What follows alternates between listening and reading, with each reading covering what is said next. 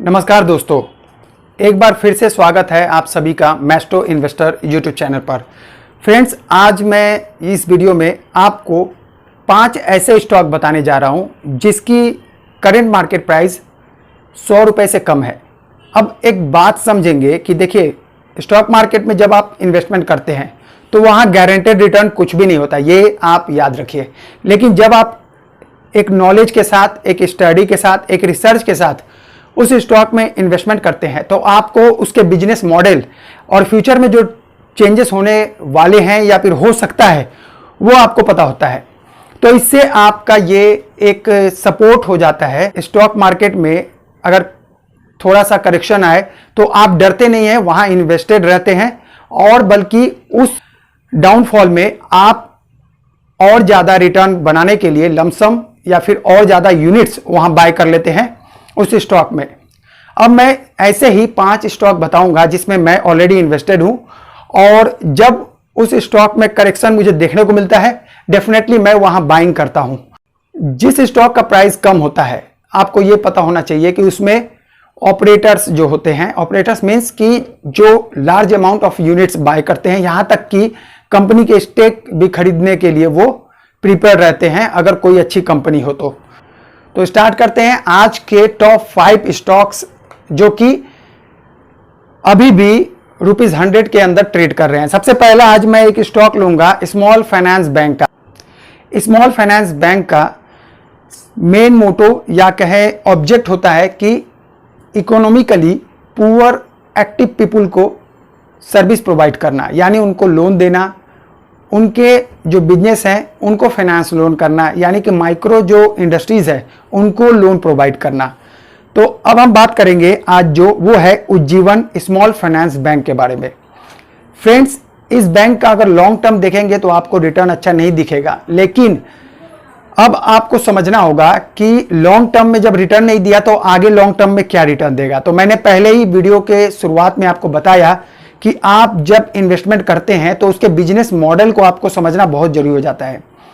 जिस तरह का पहले कंडीशन था कि स्मॉल फाइनेंस बैंक में हाईली रिस्क था इन्वेस्टमेंट करना, आज के डेट में उसके ब्रांचेस बढ़ते जा रहे हैं, उसके एटीएम बढ़ते जा रहे हैं, ऑनलाइन ट्रांजैक्शन बढ़ता जा रहा है। बिकॉज ऑफ कि माइक्रो अगर इंडस्ट्रीज को डेवलप करना है तभी इंडिया ग्रो कर पाएगी, तभी इंडिया के पास लिक्विडिटी मिल पाएगी, इंडिया ग्रो कर पाएगा। डेवलप कंट्री में क्या है कि आप देखेंगे कि छोटे छोटे बिजनेस को भी दिया जाता है ऐसी अपॉर्चुनिटी, फाइनेंस दिया जाता है, उनको सपोर्ट दिया जाता है। सिमिलरली अगर इंडिया ये चाहती है तो इसके लिए स्मॉल फाइनेंस बैंक जो है एक मेन ब्रोकर का काम करेगा गवर्नमेंट ऑफ इंडिया के लिए। तो फ्रेंड्स, इस 2017 फरवरी से ये small finance bank actively service provide कर रहा है। इसके 575 ब्रांचेस हैं, 517 एटीएम है, 25 राज्यों और 271 डिस्ट्रिक्ट में फैला हुआ है। मार्च 2023 के डेटा के अकॉर्डिंग 77 लाख कस्टमर इसके हैं। तो फ्रेंड्स, इस बैंक का अगर देखें तो अच्छा खासा नेटवर्क है और अगर ग्रॉस एनपीए की बात करें तो वो 2022 में मार्च में 7% था, जो कि इंप्रूव होकर मार्च 2023 में ओनली 2.6% रह गया। डिजिटली ट्रांजैक्शन देखेंगे अगर Q4 2022 में तो 3.5 करोड़ का था, जो कि अब Q4 फाइनेंशियल ईयर 2023 में बढ़कर 6 करोड़ हो गया, यानी कि ऑनलाइन प्लेटफॉर्म भी ये प्रोवाइड कर रही है। अब बात करेंगे तो स्टॉक का नाम है Ujjivan small finance bank limited.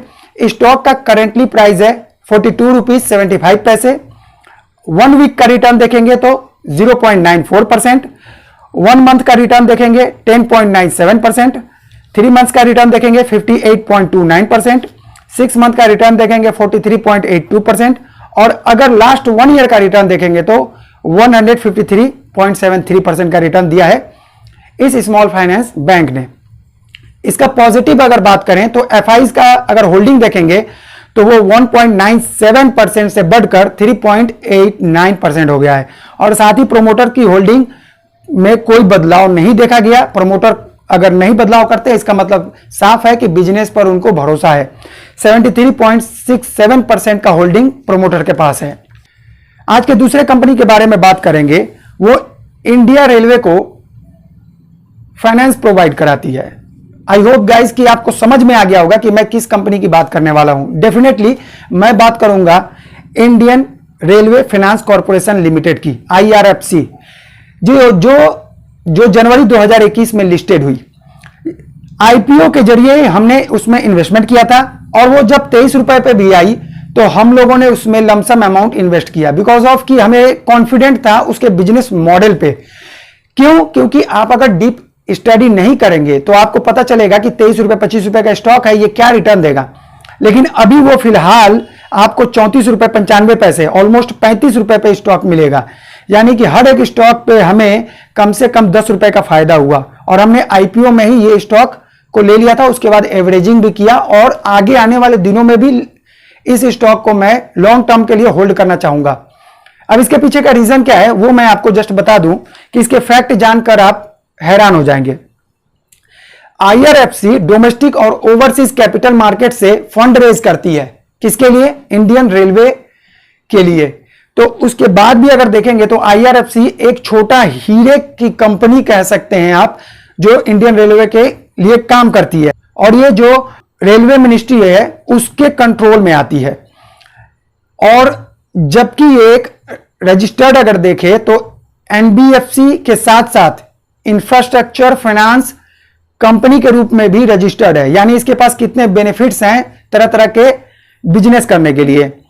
IRFC अब इंडियन रेलवे के साथ साथ अदर्स इंफ्रास्ट्रक्चर कंपनी को भी फाइनेंस प्रोवाइड कराती है, लोन प्रोवाइड कराती है। और मजे की बात यह है कि ये जो दो कंपनी को लोन देती है उसका ग्रोथ देखकर आप चौंक जाएंगे। तो फ्रेंड्स, यही कनेक्टिविटी जो नॉलेज का है आपको भी होना चाहिए कि कौन सी कंपनी है जो रेलवे मिनिस्ट्री के कंट्रोल में भी आ रही है और वो अगर किसी दूसरे कंपनी को लोन दे रही है तो वहां से कनेक्शन क्या है। और मैंने तीनों स्टॉक अपने सब्सक्राइबर को बता के रखा हूं और वो लिए हैं और इसमें से एक स्टॉक तो 350% का भी रिटर्न दिया है। उन दोनों को भी जानेंगे। तो चलते हैं नंबर 3। अगर इसके पहले ये जान लेते हैं 1 वीक का रिटर्न देखेंगे IRFC का तो 5.30%, 1 मंथ का रिटर्न देखेंगे तो 5.75%, 3 मंथ्स का रिटर्न 24.60%, 1 ईयर का रिटर्न है 68.43%।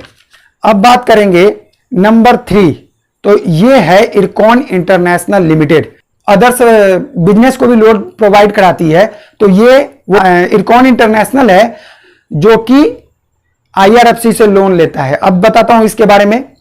तो ये शेयर जो है पुराने जो हमारे सब्सक्राइबर है तब से वो होल्ड करके रखे हैं और अभी उनको देखेंगे तो 100% से ज्यादा रिटर्न मिला हुआ है। जब हम लोग बाय किए थे तो इसका 45 पे ये ट्रेड हो रहा था, 45 रुपए पे हमने इसे बाय किया था और एक्चुअली ये पहले था। उसके बाद स्टॉक स्प्लिट हुई, बोनस शेयर मिला, सब बात करेंगे। उससे पहले समझते हैं इसके बिजनेस मॉडल को।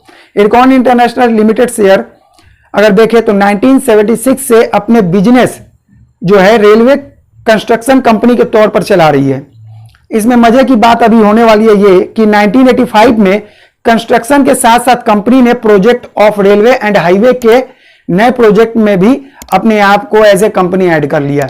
यहां से इसका जो रेवेन्यू ग्रोथ कैसे हो रहा है वो देखिए। इरकॉन कंपनी की ब्रांड वैल्यू बस आप इतने में समझ लीजिए कि अगर आप बात करें टॉप 250 कंपनी की वर्ल्ड की, I am not talking about India, अगर ओवरसीज ग्लोबली अगर देखें टॉप 250 कंस्ट्रक्शन कंपनी में तो उसमें से आपको 5 इंडियन कंपनी मिलेंगे और 5 में से एक होगा इरकॉन इंटरनेशनल। और इसका प्राइस क्या है तो 45 रुपए पे हम लोगों ने लिया था। फिर भी आप बोलेंगे कि कम, जो जिस स्टॉक का बहुत सारे आपको मिल जाएंगे जिस स्टॉक का प्राइस कम हो वो रिटर्न नहीं देता। डेफिनेटली देता है अगर आप उसको रिसर्च करके लें कि आपका पैसा डूबे नहीं, यानी लॉन्ग टर्म में कंपनी के भागने की गुंजाइश ना रहे। पिछले 46 इयर्स में इरकॉन इंटरनेशनल ने 128 प्रोजेक्ट पर 25 डिफरेंट कंट्रीज में काम किया है और केवल इंडिया में 398 ऑलमोस्ट 400 प्रोजेक्ट को करके ये इतना ज्यादा एक्सपीरियंस्ड और ब्रांडेड कंपनी बन चुकी है। कंपनी के ऑर्डर बुक में अभी भी 50 से ज्यादा प्रोजेक्ट शामिल है जिसपे कि काम चल रहा है। 5 इंटरनेशनल प्रोजेक्ट में भी ये कंपनी अभी भी काम कर रही है जिसमें कि बांग्लादेश, अल्जीरिया, श्रीलंका, नेपाल और म्यांमार, इनमें कंपनी का प्रोजेक्ट अभी भी ऑनगोइंग प्रोसेस पे है। इरकॉन इंटरनेशनल पे अगर डिटेल वीडियो देखेंगे तो मैं बना दूंगा, इस चैनल को सब्सक्राइब कर लें जिससे कि आपको पता चलती रहे। इसका करंट मार्केट प्राइस है 95 रुपीज। 1 वीक का रिटर्न देखेंगे तो 14.11%, 1 मंथ का रिटर्न देखेंगे तो 8.57%, 3 मंथ्स का रिटर्न 47.51%, 6 मंथ का रिटर्न 53.08% और 1 ईयर की रिटर्न देखेंगे तो 145.45%, यानी कि आपके इन्वेस्टेड अमाउंट को 1.5 गुना कर दिया इस एक छोटे से कंपनी ने। अब बात करेंगे चौथे नंबर का स्टॉक। अगर मैं आपसे एक क्वेश्चन पूछूं कि कोरोना के समय जो स्टॉक में क्रैश आई थी, जब इंडिया में लॉकडाउन हुआ था, तो सबसे पहले कौन ऐसे 2 सेक्टर हैं जो कि उस समय इंडियन मार्केट को वापस से सरवाइव कर पाए थे? तो आप अगर उस समय इन्वेस्टमेंट किए थे तो आपको याद होगा, सबसे पहला आईटी सेक्टर और दूसरा फार्मास्यूटिकल। फार्मा और हेल्थ केयर एक ऐसा सेक्टर है, जब मार्केट क्रैश होती है तो उसे सरवाइव करने के लिए जैसे आपको मेडिसिन की जरूरत है, और ऐसे ही स्टॉक एक्सचेंज को भी अगर फिर से रिबाउंस कराना है तो फार्मा एक जीवन प्रदान करता है। बिकॉज ऑफ कि फार्मा या फिर हेल्थ केयर के प्रोडक्ट जो होते हैं वो नीड है, हमारा डिमांड नहीं है कि हम उसे अपना डिमांड के अकॉर्डिंग बढ़ा दें। वो हमारा नीड होता है और वो सभी को, उसकी इंपॉर्टेंट नीड है तो वो सभी को चाहिए ही। तो आज मैं जो चौथा स्टॉक लेके आया हूं वो फार्मास्यूटिकल से ही लेकर आया हूं कि जब आपका स्टॉक गिरने लगे तब एक ऐसा स्टॉक आपको रामबाण के काम करे कि आपका पोर्टफोलियो मैनेज करके रखे। तो आज मैं बात करने वाला हूं मार्क्सन फार्मा की। तो इसे भी हमने बहुत कम प्राइस में लिया था और आज ये प्राइस बढ़ता हुआ नजर आ रहा है, लेकिन इसे भी आप कंसीडर कर सकते हैं लॉन्ग टर्म के लिए और डाउन पर एवरेजिंग कर सकते हैं। तो बात करेंगे मार्क्सन फार्मा का बिजनेस जो है वो फार्मास्यूटिकल प्रोडक्ट बनाना है, यानी मेडिसिन बनाता है ये कंपनी।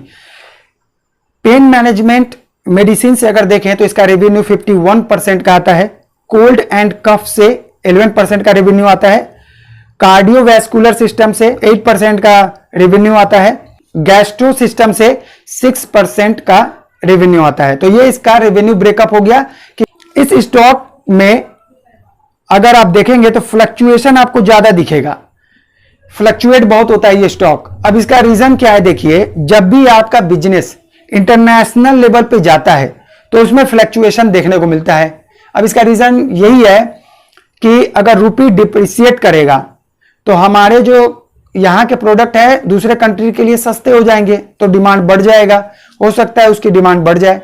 और अगर रुपी स्ट्रांग हो गया तो उनके प्रोडक्ट का क्या है कि उनका डिमांड कम हो जाएगा, क्योंकि वो सस्ता नहीं मिलेंगे, महंगा हो गया। तो इस तरह से बहुत सारे रीजंस होते हैं जो कि इंटरनेशनली जो प्रोडक्ट हैं या फिर जिनका ग्लोबली प्रेजेंस है उनके बिजनेस को इंपैक्ट करता है। इसका देखेंगे तो यूएस एंड नॉर्थ अमेरिका से 43% का रेवेन्यू जनरेट होता है, यूरोप एंड यूके से 41% का रेवेन्यू जनरेट होता है, ऑस्ट्रेलिया एंड न्यूजीलैंड से 12% का रेवेन्यू जनरेट होता है और बाकी के कंट्रीज से 4% का रेवेन्यू आता है। करंट मार्केट प्राइस है इस स्टॉक का 100 से थोड़ा सा ज्यादा हो गया, 110 हो गया है और 1 वीक का रिटर्न है 4.78%, 1 मंथ का रिटर्न है 15.32%, 3 मंथ का रिटर्न है 40.66%, 6 मंथ का रिटर्न है 63.07% और 1 साल के रिटर्न की बात करें तो यहां पर है 120.99, यानी कि 121% का रिटर्न इस स्टॉक ने दिया है। अब बात करेंगे नंबर 5 स्टॉक की, लेकिन वीडियो ऑलरेडी लंबा हो गया है, चैनल को सब्सक्राइब कर लें। जो लास्ट 5 जो 5वां नंबर स्टॉक है वो 350% का रिटर्न दिया है और उसके पीछे का रीजन क्या है मैं बताऊंगा, लेकिन मैं चाहता हूं कि आप इसके लिए वेट कीजिए और हमारे चैनल को सब्सक्राइब करके लाइक कर दें। अगर आप इन चारों में से किसी कंपनी में इन्वेस्टमेंट करते हैं तो डेफिनेटली हमें फॉलो कर ले, जिससे कि फ्यूचर में आने वाली अगर दिक्कतों को मैं शेयर करूं तो आपके पास जरूर पहुंच जाए। मिलेंगे अनदर वीडियो के साथ, तब तक के लिए tata, keep investing, take care and good bye.